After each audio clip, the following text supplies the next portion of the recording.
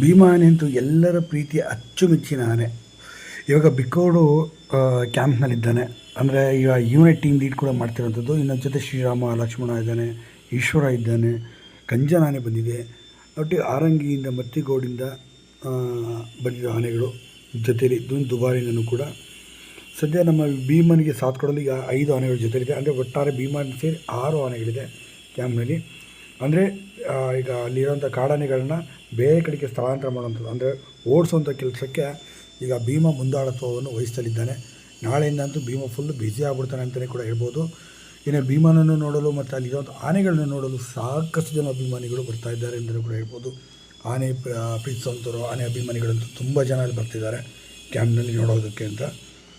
ಇನ್ನು ನಮ್ಮ ಭೀಮ ಆನೆ ಈಗ ತಯಾರಾಗ್ತಿದ್ದಾನೆ, ಕಬ್ಬು ಗಿಬ್ಬು ತಿನ್ಕೊಂಡು ರಿಲ್ಯಾಕ್ಸ್ ಮಾಡ್ತಿದ್ದಾನೆ. ಇನ್ನು ನಾಳೆಯಿಂದ ಕಾಡಾನೆಗಳಿಗೆ ಅಟ್ಟಾಡಿಸುವಂಥ ಕೆಲಸವನ್ನು ನಮ್ಮ ಭೀಮ ಸಾರಥ್ಯದಲ್ಲಿ ಎಲ್ಲ ಆನೆಗಳು, ಶ್ರೀರಾಮ, ಈಶ್ವರ, ಕಂಜನ ಎಲ್ಲರೂ ಕೂಡ ಏಕಲವ್ಯ ಎಲ್ಲರೂ ಕೂಡ ಹೋರಾಟವನ್ನು ಶುರು ಮಾಡಲಿದ್ದಾರೆ.